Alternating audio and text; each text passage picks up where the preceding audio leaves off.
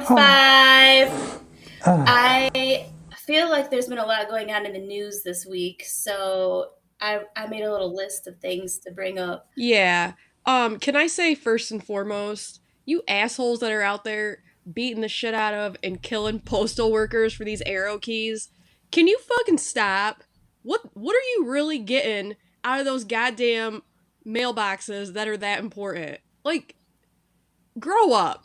Get a job. Quit assaulting innocent people trying to make a living by delivering your goddamn mail.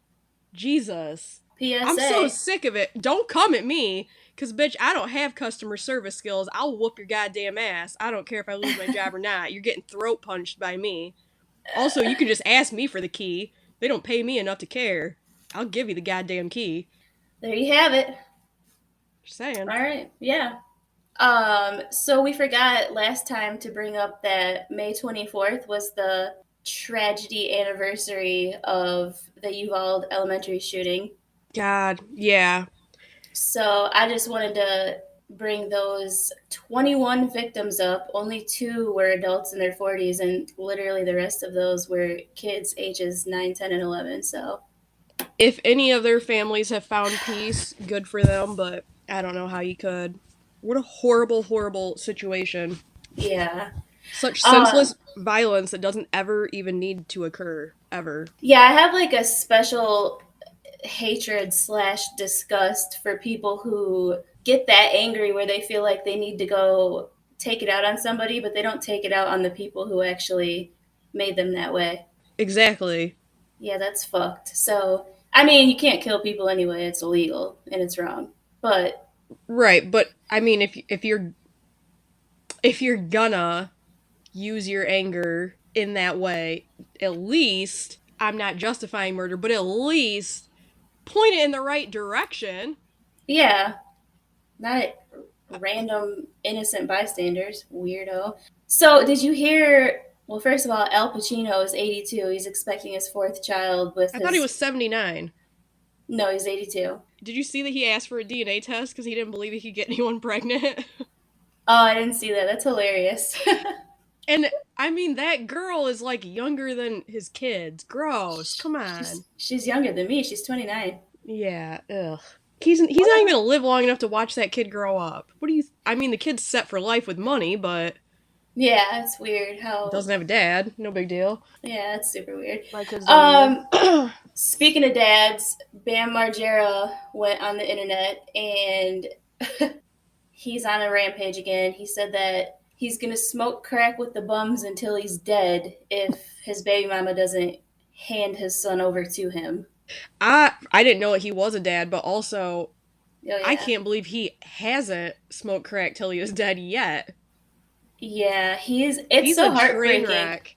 Yeah, it's so heartbreaking to watch him self destruct because I used to love the Bam Margera show. Like, I loved that show. And Yeah. after, they were just ignorant. You know what I mean? And that is hilarious. It was hilarious to me when I was younger because I was slightly the same way, just not so intense, doing backflips off whatever, all that extra stuff they did. Okay, so speaking of shows from back in the day, remember that '70s show?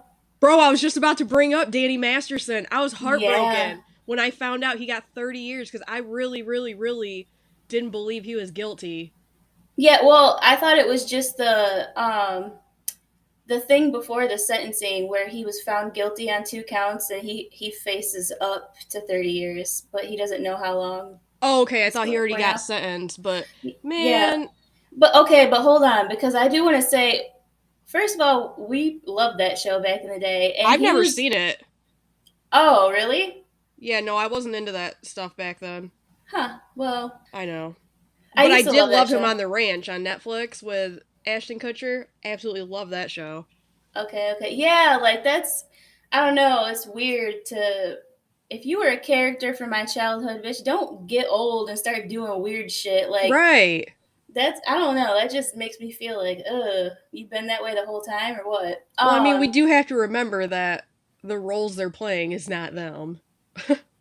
Yeah, but it's hard for me to separate. If Oh, I me if too. Believe me. That's why there's so many actors that have played shitty roles that I'm like, I hate you. who's I the dude that plays Patrick Bateman? Christian Bale. Yeah, like I first saw him on as Patrick Bateman on American Psycho. It's one of my favorite movies. I Dude, will I all hate Kiefer Sutherland and his father.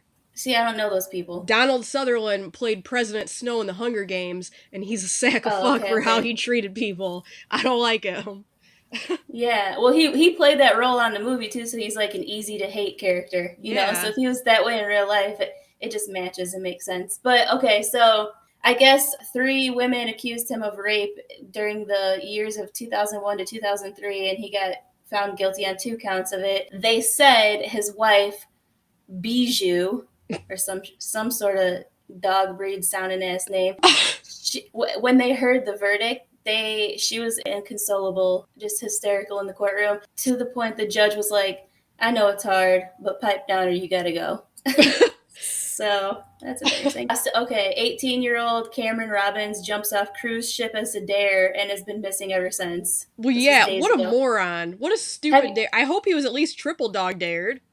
Like, were you drunk? What are you doing? I, Have you seen the picture of like the Titanic in front of a cruise ship just to show like the yeah, size different? yeah. That's a big fucking ship. Why would you The jump off Disney that? cruise ships are like 3 times the size of the Titanic. That's insane to I me. know, Like, because Titanic seems so big. and then can you jump out the side windows or do you have to be at the top No, so you you have can to have? be on one of the balcony levels.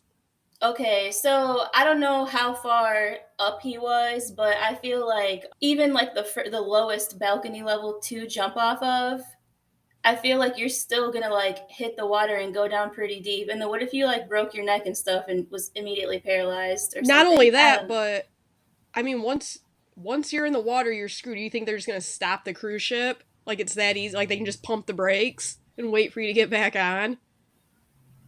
Yeah, Not only yeah. that, but That's where was the cruise at? Because if he jumped into cold water, no, he's done. see. Yeah, there's a lot of factors. I don't know all the There's a details, but lot of that was stupidity. insane. Yeah, for sure. So May 27th, there was a 6-year-old girl beat to death by her God. mom.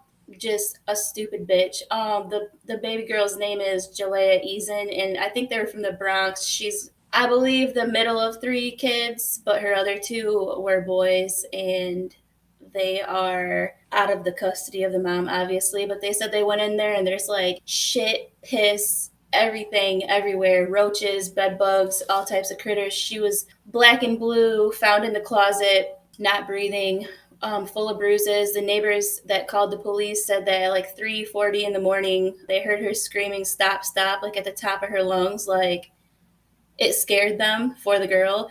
And then they heard a loud ass thump and just silence after that. So they called the police, and that was that. The mom is out on bond Where's she at? Because in the Bronx, New York. we can take care of that real quick. So she hasn't been charged with murder. She continues to hold on to her innocence and say that she didn't do it because she was asleep. She doesn't know what happened. But Oh, okay. She slept through. Okay. yeah, well, so there's also on TikTok, people saw her record this video of the little girl, and she was like, "Hey, girl," and the girl didn't respond, and then she said it again, and she was like, "Hi," like it was forced, like she was scared of her, didn't know what to say, and she keeps calling her daughter weird in all the videos. I guess it's just gross, super disheartening to think about moms killing their babies, I would and rather these women get abortions than go through these pregnancies if they're fucking sick, sadistic, psychopathic pieces of shit. Don't fucking. What's wrong with you? Don't bring a child into this world if you at all are capable of killing your kid. They don't ask to be born. None of these kids are asking to be born. They have zero fucking choice in the matter. Keep your legs closed or get a goddamn abortion if you can't be a decent fucking parent. I agree with that. Like, if you know you don't want kids, don't have kids. I want to say this because a lot of people do bring up there's a difference between psychosis or a person with a psychotic disorder and then a psychopathic person. So, like, a psychopathic person, those are the people, yeah, you probably were better off having an abortion. And that's not to say that if you've been diagnosed with ASPD that you'll just be a shitty parent, because some of those people, even with very little empathy, they can learn right from wrong cognitively and they can do their best as a parent. They just might not be like as nurturing or whatever. Which is still shitty. Yeah, but I mean, if we were gonna go through and say like you have to be perfect parents to have Well, a yeah, kid, but I'm then saying, like, we nobody would have grew kids. up with parents that didn't know how to nurture. Yeah, and it's shitty. And I feel like being a parent myself shows me that like my mom never tried. And looking back, like she had 5 kids by 3 dudes, and like my big sister pretty much raised my little brother and stuff. This ain't about me, but I'm just saying like these women like want to have these kids because they're trying to keep the man, you know, Yeah, that's and gross. right, and that is a thing. It exists, or they think that like a baby's gonna build this picture perfect future that they have idealized, and they don't go get abortions.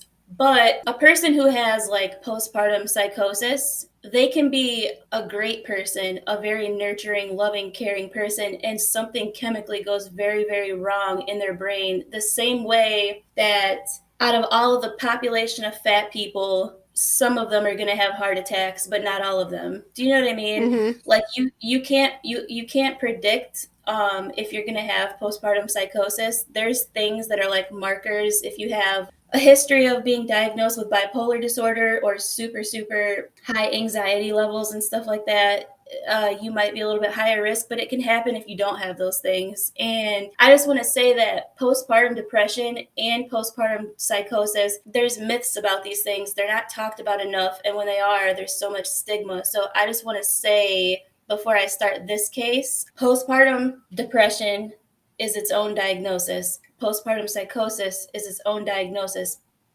Depression after you have a baby is not an emergency, but you do need to talk to your doctor about it. Postpartum psychosis, though, is a medical emergency. Even if you don't feel like you're changing and people around you are saying, like, you're starting to talk crazy, you're acting like paranoid, or you're saying things that you don't normally say, like religious stuff or about demons.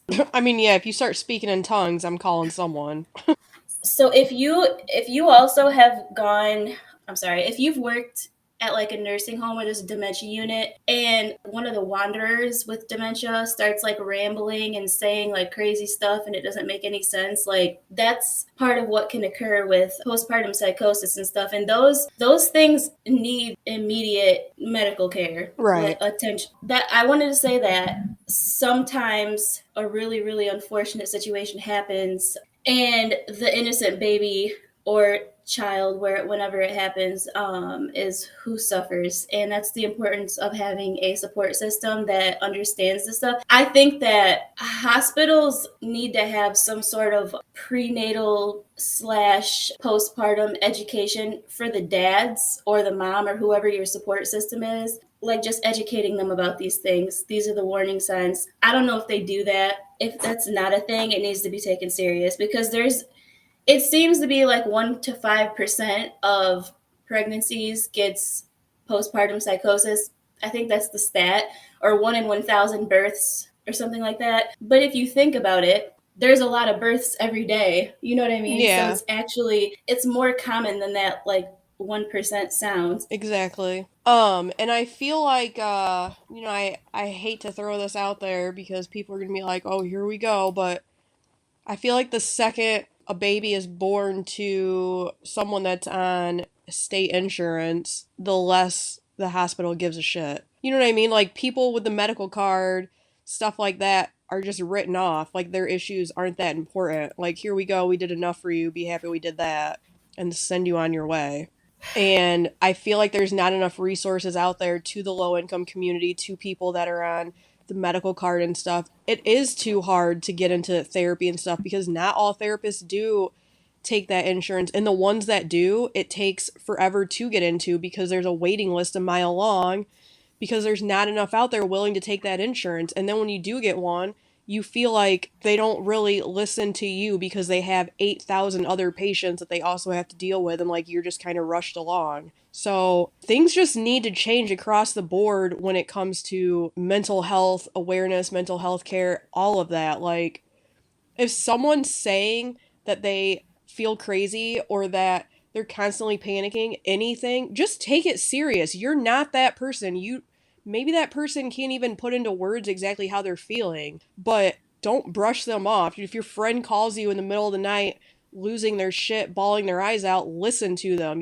You could be the one that makes a difference, and if they go jump off a bridge or calm down and go to sleep and handle the next day. Like, people got to start looking out for each other more. It's so Yeah. much better to just answer the phone at 3 a.m. for someone than to get that call the next day that they killed themselves because they were trying to reach out and they had nobody. You don't want to live with that the rest of your life either. I agree. And I want to That add, having mental health issues or having to seek help for psychosis or anxiety or depression or anything doesn't make you weak. Seeking help for those things makes you extremely strong because it's very hard to open up and admit that you're having those problems. Yeah, I agree. And yeah, there's so much on the world of mental health. We could sit here and make a whole episode about I that, but swear. I do want to incorporate like little things that I've learned along my own personal journey, just like with having trauma in my past and stuff like that, that have helped me or that I've realized or learned along the way. Because I feel like even if only one person hears this and takes away that and it's helpful, it's worth me saying it on this I agree. little platform we're trying to build. Yeah. So that brings us to our case for today. I'm doing Deasia Watkins in Cincinnati, Ohio, 2015. She was 23 years old at this time. The victim was her 3-month-old Janiah Watkins. Okay, yeah, the other parties that are involved in this that are relevant are her cousin Robert Stewart, who at the time was 30 or 31, and then Robert's mom, which would be Deasia's aunt, Deborah, who at this time was 56, chronically ill, I think legally blind or something where her eyes hurt and she needs like specific eye drops and stuff. And then Janiah's dad, his name is James Brown. So December 4th, 2014, Janiah was born. Everything was good. James worked full time, had an apartment where Janiah and Deasia were living, and everything seemed okay. But tragedy lurked around the corner because something went wrong chemically or hormonally that caused Deasia to go into postpartum psychosis. So on January 25th of 2015, Cheviot police dispatched to the home where they were living around midnight. Multiple neighbors were concerned with the screaming of Deasia crying. Or I'm sorry, Deasia was screaming and the crying of the baby, Janiah. When they got there, they could hear the baby crying, but Deasia refused to open the door, so they threatened to force entry. After hearing that, James's cousin Chris opened the door for them. They noticed a strong odor of marijuana in the apartment and that Deasia's behavior was super erratic. When an officer attempted to remove Janiah from Deasia's arms, Deasia tried to choke the Oh baby. my god. Yeah, and so she was 7 weeks old Jesus at this Christ. time. EMTs were called to perform like welfare checks on both Deasia and Janiah. They took Janiah, and then Deasia passed out on the floor with her eyes open. They don't understand how she lost consciousness, like the cause is unknown, but Probably lack of sleep. I was She was gonna probably say getting no help. She was probably just walking around like a freaking zombie at that point. yeah, I mean I know she what well it's so like to have she a lived colicky baby. It's not fun. yeah, so she lived with her kid's dad. He obviously worked full time, Yeah, I but lived with my kid's dad too. We know how much he helped. yeah, he wasn't like that. He was like always he actually was very concerned with her because she completely changed after she had the baby. He had been pleading for help with these people. Damn. So she like when she passed out with her eyes open, obviously her pupils are not dilating correctly, reacting to light. She's just not responding. You can't fake that. You cannot fake an episode of psychosis. I just want everybody to know No, you that can't this is you not can't fake your how your pupils react to light either. that's what I'm saying. Like if you're in an episode of psychosis, you're not faking it, and it doesn't always look like crazy, super energetic and stuff. You could be talking regular, but the shit you're saying, you're talking about aliens or demons or something, and it makes no sense to other people in reality. Yeah. So there's just certain things that you can't fake. She got transported to Deaconess Hospital for a psych eval, placed on a 72-hour hold, and at the hospital, she denied having any mental health issues. She was diagnosed with postpartum psychosis, and though she denied smoking weed, they found it in her system. She then was placed on antipsychotic medication, which means that she would have to stop nursing her baby. Staff at the hospital documented notes on her stating that she was minimizing the situation as no big deal, and then they expressed concern with her caseworker on her lack of grasping how severe her situation was. So this Yeah, all I mean, she happened. didn't think it was pretty serious that she tried to choke her baby. Well, so like if you're in a psychosis, you're not gonna know. I understand that, but I'm saying when she came out of it. So that's the whole thing. If you get on meds, if they do something like an ECT, I've seen people like when I worked in end of life care, like long term living, I've seen people like be super, I don't know how to word it, but they had like some sort of geriatric psychosis. It's like they just change Mm-hmm. overnight. Something goes wrong with what's going on with their bodies or their brains, and we would send them to like the suburbs to like the geriatric, I think like Alexian, the geriatric behavioral unit, and they would do like give an ECT, which is electroconvulsion therapy, which is, it's not like the American Horror Story type of mad scientist shit. It's like pads they put on your temples and shit, and it gives you a vibration, not shocks and stuff. But they would come back and they would be like so outgoing, and people that were too sluggish to get up and walk on their own, that were fall risk, would be up like fast paced walking and balance.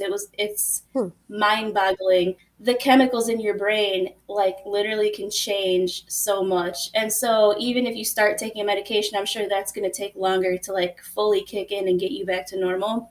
On January 30th, Deasia returned to the apartment under a safety plan. The three factors that were in the need for further assessment category were: one, is anyone with access to the baby violent? Two, is there drug and alcohol use by anyone with access to the child that would suggest that the child is potentially in immediate danger of serious harm? And three, is the behavior of anyone in the family or with access to the child symptomatic of mental illness that would suggest that the child is potentially in danger of serious harm. So Deasia was allowed to have supervised visits with her baby, provided that she continues to take her psych meds and that either James or his sister Jalicia was present at all times. A caseworker visit substantiated that Deasia was not on board with the plan. James sent text. James is the baby daddy. So he sent text to the caseworker stating that he doesn't believe that she's taking her meds, and he never saw her take her meds, and was fearful that she wouldn't complete the treatment plan and that the baby would be taken from his care. Upon investigation, they found that the meds were never filled at the pharmacy. James confronted the baby mama, told her that she has to get out if she's not going to get help, because he's not letting his daughter get taken because she's in denial of her mental status. When he told her it's serious and you need to get help or you need to get out, she became upset and started kicking her legs and screaming like regression, like a Mm-hmm. child. After arguing for a while, she was reluctant, but she agreed because the lease was in James' name and she knew she had nowhere else to go, or nowhere else that she wanted to be anyway. February 6th of 2015, it was about a week after she returned to the apartment, the caseworker made an unannounced visit to the home and was still unable to verify if Deasia had filled her prescription, but Deasia played a role and they were all in cooperation with the rest of the rules. So the caseworker left, and still verifying if she was filling her meds was pending information at this time. Jesus. She shouldn't have So left without verifying that. yeah, so over the next couple of weeks, things continued to deteriorate. By the end of the month of February, Deasia abandoned the apartment and moved in with her Aunt Deborah. At this time, James hadn't legally established paternity because his ID was expired when he was there at the birth. So they said they couldn't accept that as a valid form of identification. I want people to know that I fully believe that, because a similar situation happened to me. As far as I went through something similar, they have stupid ass rules That's like that. insane. Yeah, it's ignorant. I was like Googling state laws and Yeah, everything, Illinois got but horrible state laws. yeah, and apparently Ohio does too. So because he hadn't established paternity legally yet, it was deemed that if the baby returned to Deasia's custody, that imminent risk of harm to the child existed. So they had no choice but to remove the baby from the home. So, since there were no known family members on Deasia's side who were willing to take temporary custody of Janiyah, she was going to be under the temporary custody of Hamilton County Job and Family Services, so CPS or DCFS, wherever you live, they call it different Yeah. things. During the interim, Janiyah was placed in the care of Deasia's aunt Deborah. So neither James nor Deasia were allowed to see Janiyah, and Deborah agreed to the terms. During the caseworker's visit to Deborah's home, she confirmed that she was not letting Deasia come around. She was adhering to the agreement and that Janiyah was thriving. However, that wasn't the case, and Deborah knew it. Days prior to this visit, Deasia had moved into her home and was spending lots of time with Janiyah. Deborah was coping with her own personal issues and health issues. Like she was older, sick. She had a chronic illness. She couldn't see. They just called her.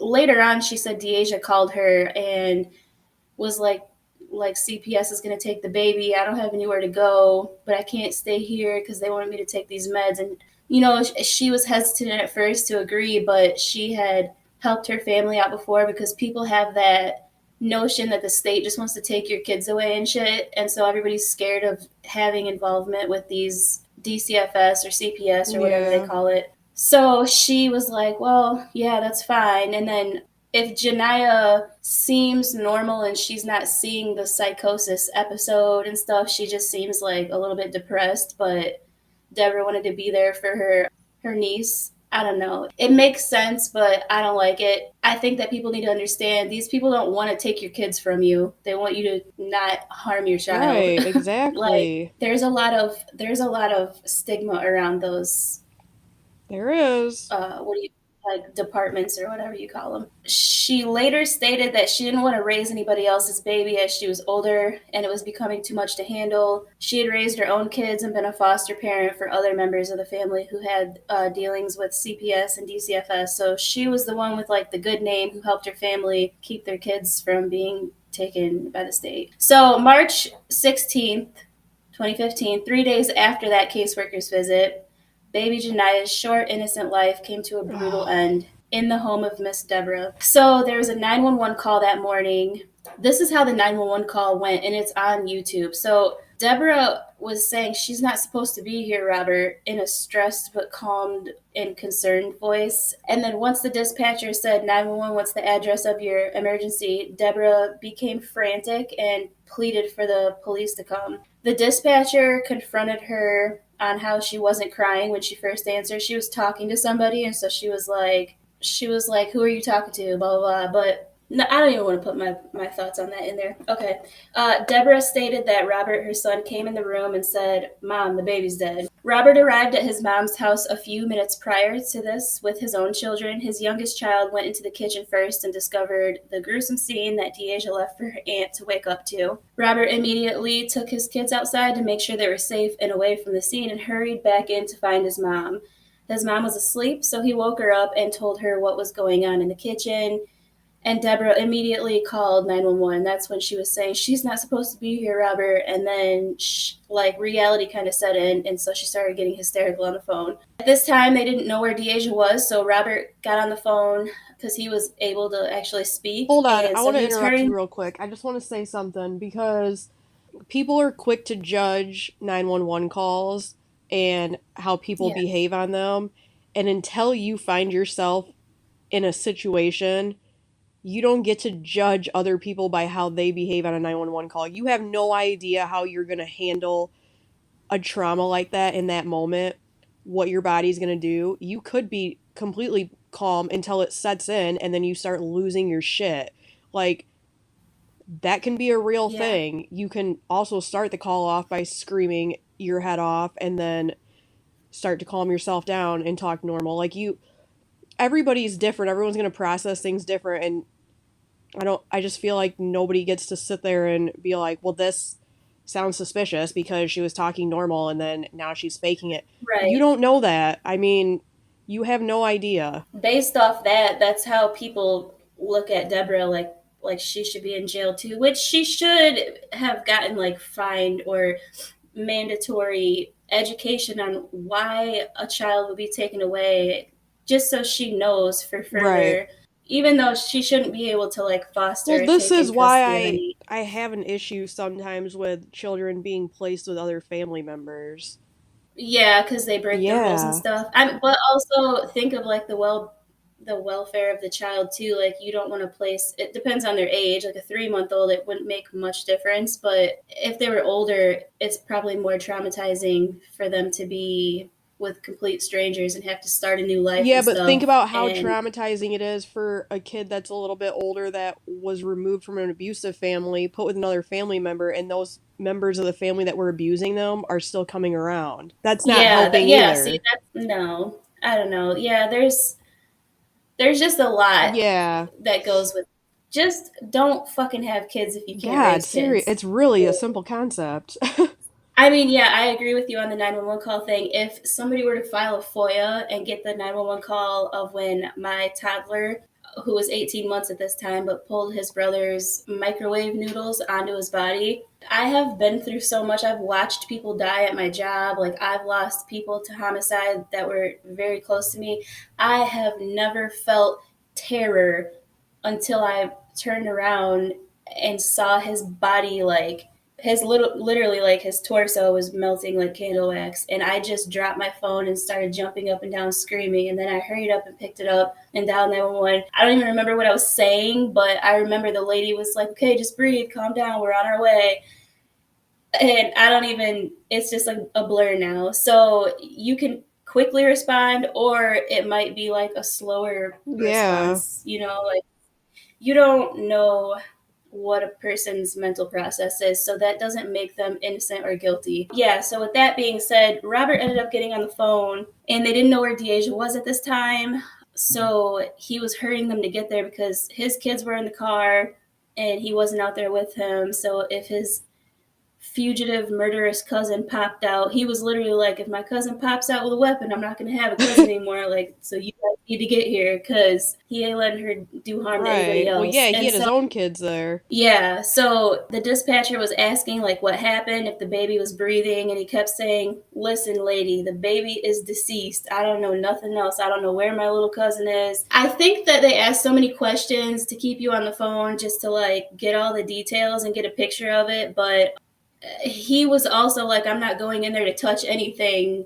I already saw it. I don't Right, want to see it again. exactly. Yeah, it was a heinous scene. So two officers arrived a few minutes later. They immediately entered the home. One of them went to the kitchen and confirmed that the baby was dead for sure. The other officer located Deborah in the bathroom of the master bedroom. They radioed for assistance, and when it became an official crime scene, part of that is the officers clearing the home of everyone in it. And so, in the process of going through the home to look for people, they found Deasia tucked in bed with only her hair showing. When they pulled back the blankets and saw blood on her shirt, they cuffed her immediately, put her in the hallway, laying on the floor where another officer stood to watch her. They took everybody down to be interrogated, where Deborah had her other sister, Cindy, with her, which is another one of Deasia's aunts. I don't know where her mom and dad is. I heard that she had like a rough upbringing, but I can't find any like real information on them. Robert was there trying to get his mom to calm down and cooperate and accept that she'd have to help and do the right thing. And Deborah was just like wailing, saying, I'm gonna die. Somebody help me. They're gonna lock me up. I shouldn't have let her around. They might as well kill me. Like, she was just thinking she's gonna die in jail because she tried to help her family out and it went wrong. So, yeah, listen to the rules. If a legal process is in place, it's probably for the best interest of the Yeah. child.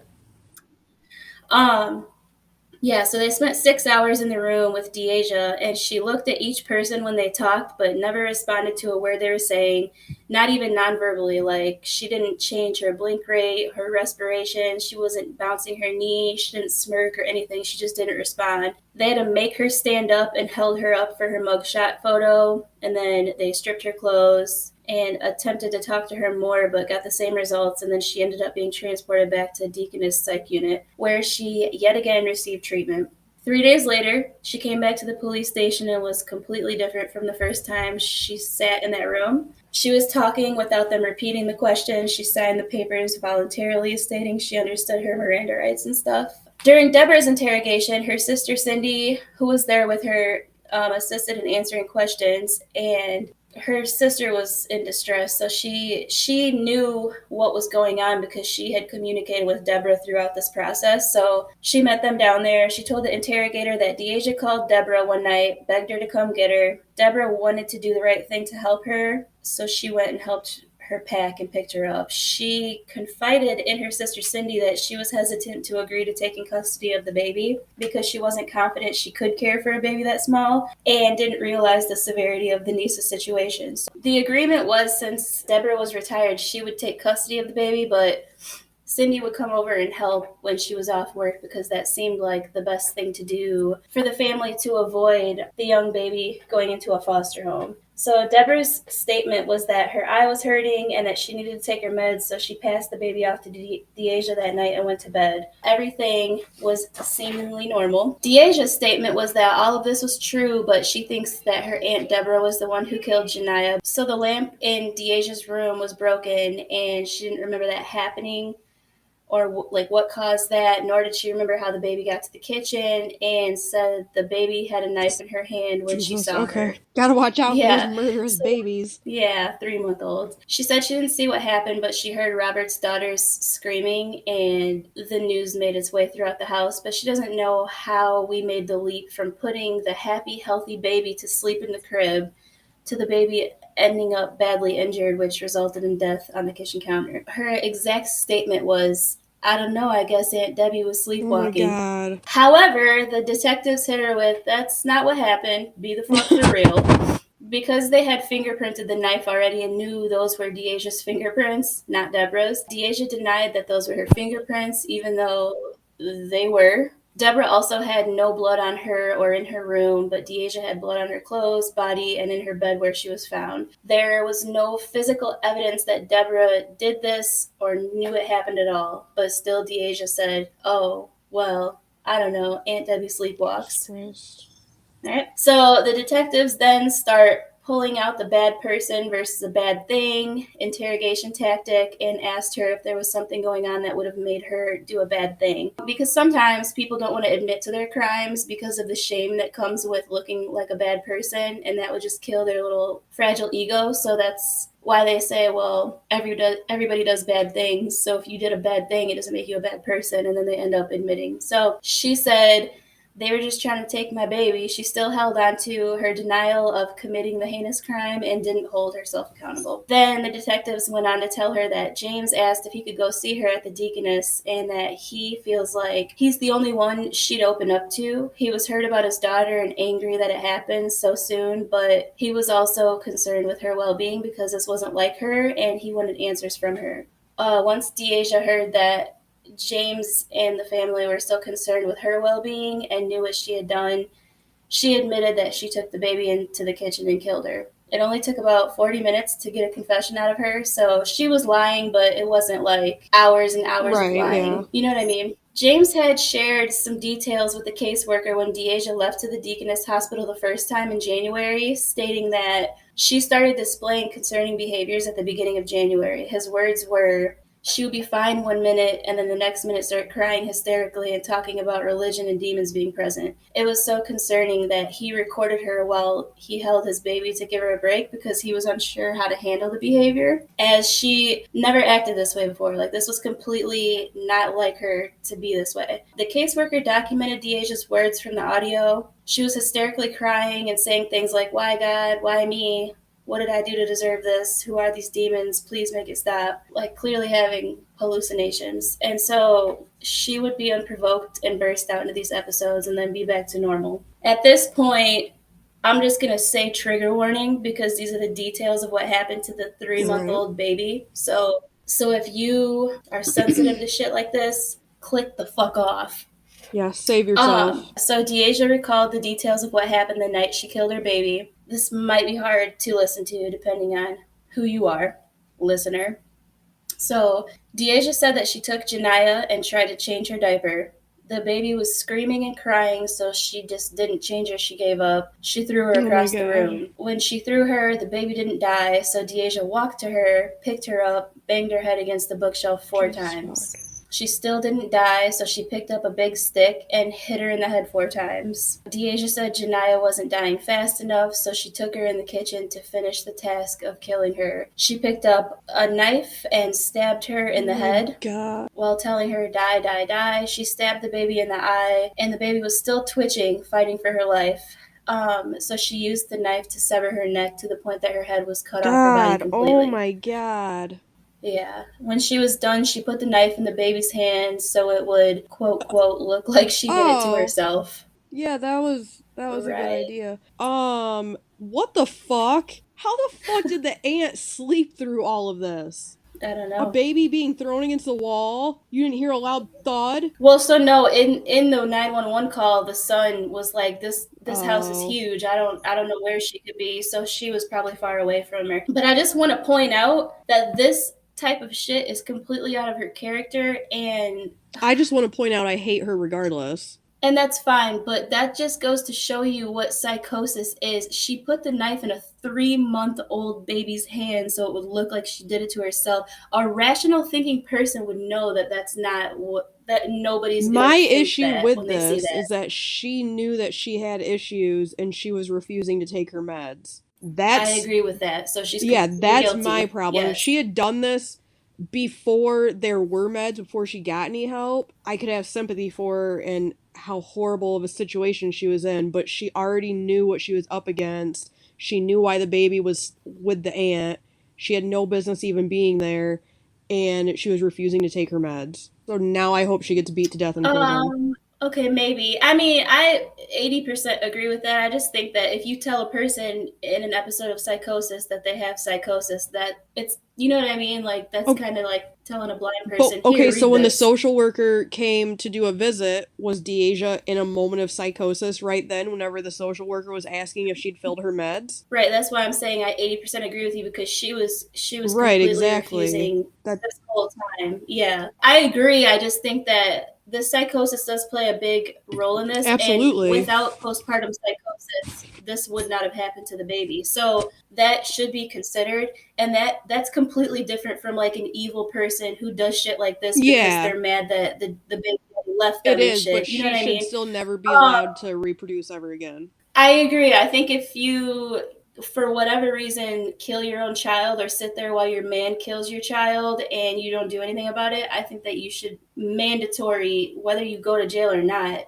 have a whole hysterectomy or sterilization Also, process. like, I don't. shouldn't I be don't allowed to think ever that. babysit anyone else's child. Just stay the fuck away. Yeah, you go on a registry for sure. Like Casey Anthony should never be able to Casey have another Anthony child shouldn't be allowed to again. She never breathe. got. So Yeah, there's yeah. So okay, so her statement and the coroner's report aligned perfectly. The coroner said that they lost count of the amount of times the baby sustained stab wounds. She also had a fractured right arm, probably from being thrown across the that's room the least initially. severe of her Um, injuries. God, yeah, that poor baby. Oh my Deasia, god. Deasia was unable to provide a reason for the spark that set her off on this violent outburst, but obviously she was in Well, and clearly the psychosis and baby's she, crying set her off. yeah, that's what I'm saying. So, like Yeah. stress will do it. And it can completely change. Like Deborah said that her niece was like perfectly fine, and James also said the same thing. And if you've ever seen somebody struggle with like real psychosis, you could go wake them up and they'll be perfectly fine, take a shower, go to their room after they get dressed, and in that little time of them getting dressed they might have saw something or slipped or got pissed off about whatever thought popped in their head, and they're like completely combative and they're trying to be violent toward you. Like I've seen that Yeah. in the nursing homes.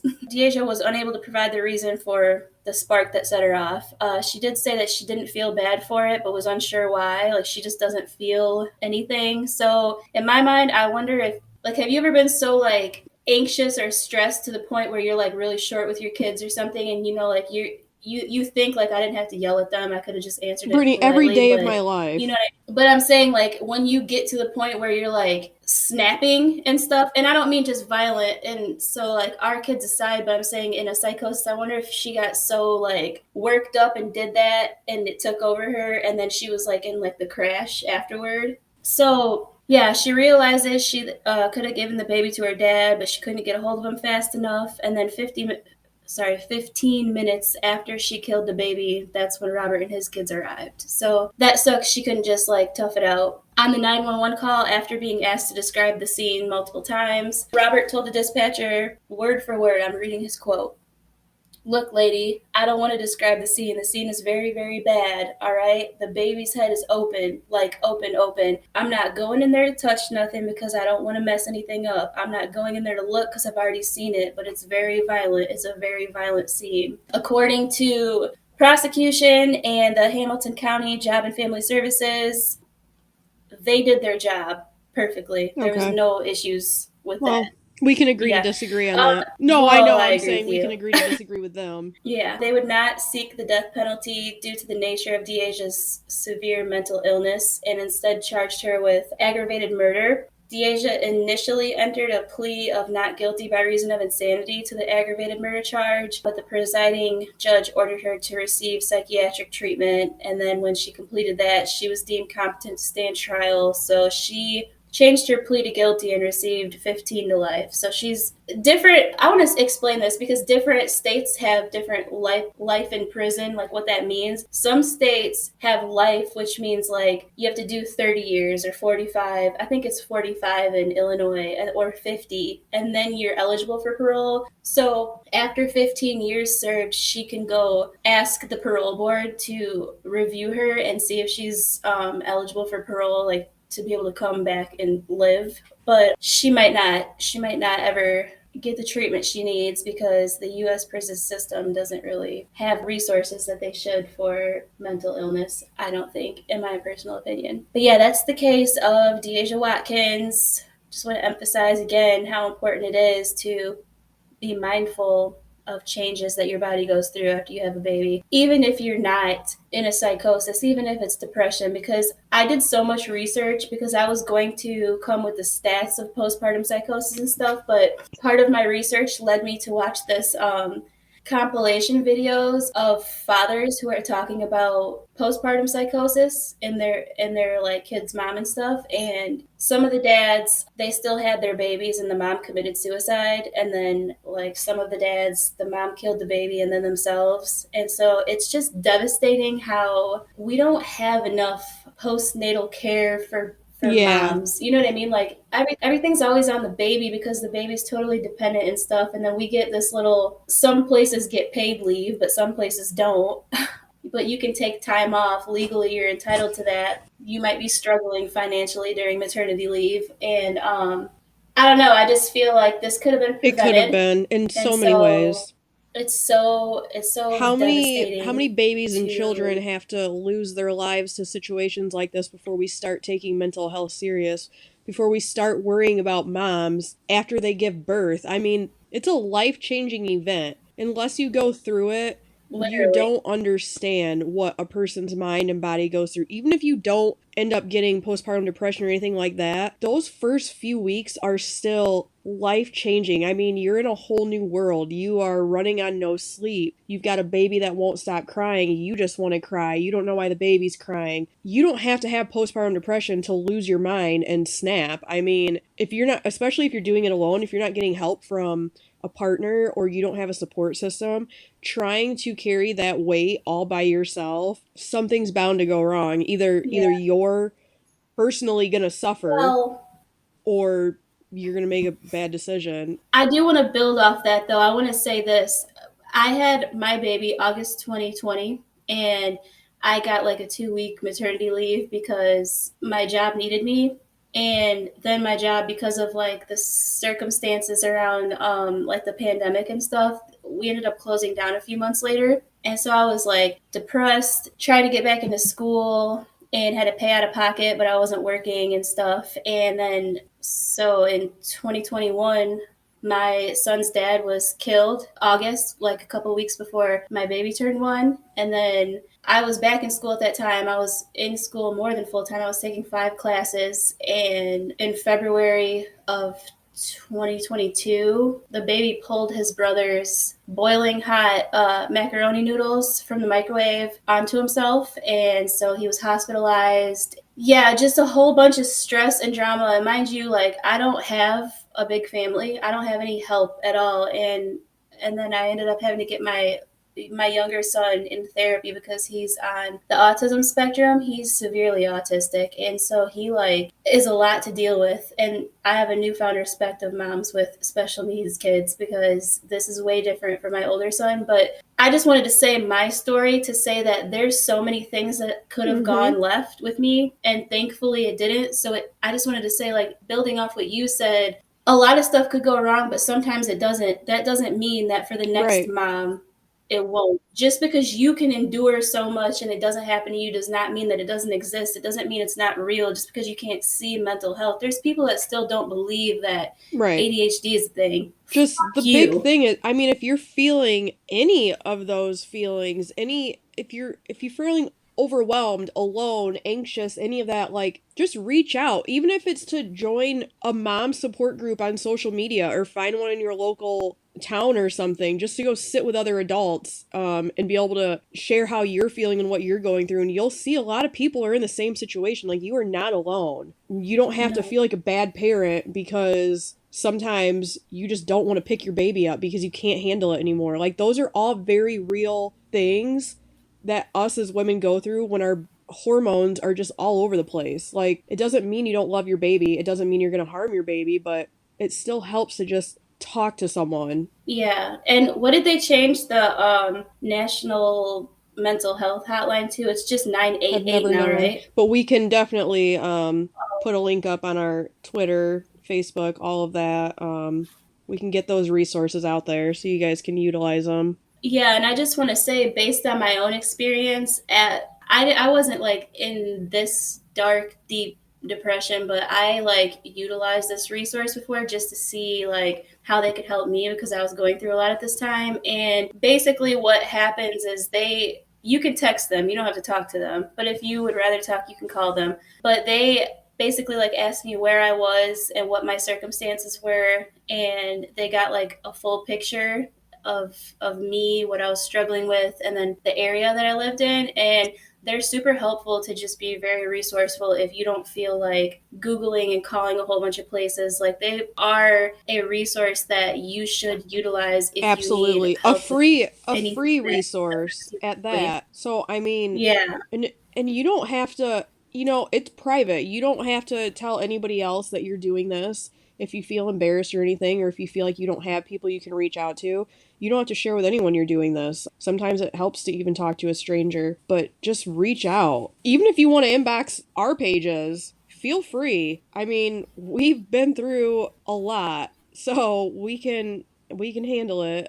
We don't follow each other's advice that we give each other, but we're good at giving advice. We're just not good at following it. Yeah, stubborn. Yeah, we completely understand. Like, it doesn't matter if it's domestic violence, gang violence. We've been impacted. Like, if you've lost somebody to gun violence in a major city, there's things you can do. There's people you can talk to. There's just resources for any Yep. situation out there. Between both of us, we have Way too experience with much. like, yeah, I literally, it's very, very rare that I'm shocked by That is hearing a true. It's story. unfortunate. But it's true. Yeah, so it's not gonna bother me at all. Yeah, so that's episode 5. So Sarah is going on Yep. vacation. I'm gonna be drunk on a beach, guys. So we might not have another episode for a minute.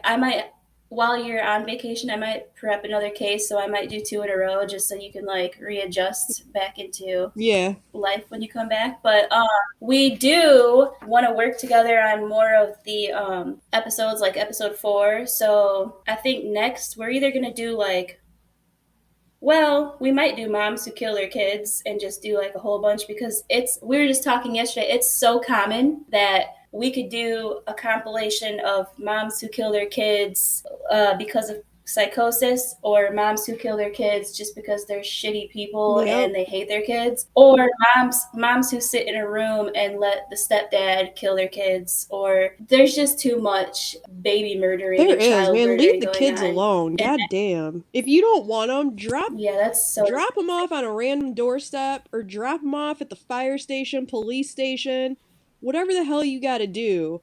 But you don't got to kill them. There's so many other options. There really is. Yeah, don't be disgusting. We're going to get into cannibals, cults, church leaders who are sick, just all types of shit. Hey, Hey, that Danny 70s show Masterson. actor was a God damn it, here Scientologist. we go. Ooh. Yup. And at this time, all three of the victims were Okay. part of that church as well. The defense lawyer, I guess, refused I to knew bring Tom Cruise Scientology had into something it. to do with it. I don't know God how. damn it. See, I don't really know a lot about I know that Scientology, if but anybody tries to listen, tell me I'm Scientology. having a silent birth, I'm gonna fuck them up. Because no, I'm not. I'm screaming in this bitch. Yeah. How do you even control that? I was making Yeah, I noises I don't didn't know know. I could Ask Katie make. Holmes. No. So anyway, I just want to say this before we go. Why? I mean, I get the whole separation of church and state, but why do people think that they can use their religion as their like defense tactic? Because even if you sign like a contract, let me tell you something about contract laws. If you sign a contract and it's all legal and notarized, it doesn't matter if a crime is being committed, you still Yeah. have to follow the law, which is like, I don't remember that one guy who found the guy on that Reddit group who it was like a cannibal. Some of them wanted to eat people, some of them wanted No, to what the be fuck? eaten. No. And so No. you don't remember this? Oh, well he found a man that was willing to like spend the rest of his life being the dude's meal and I they mean, the had it rest of his all life isn't going to be very consent. long. Yeah, like he was ready to go eat dinner and be like, "All right, now you eat me." So he did that, and the guy ended up dying and screaming, and it was all on video. Like they had receipts that this was consensual between two parties, and the man still got locked up because you can't eat a person and kill them. You can't. That's illegal. Like it doesn't matter what your contract or your consent Oh was. Like fuck. that is not I can't. I a just normal. People are dumb and they think that yeah. though. So yeah, stop being stupid. Yeah, okay. Well, All right. that's all for Go today. See ahead. you next time.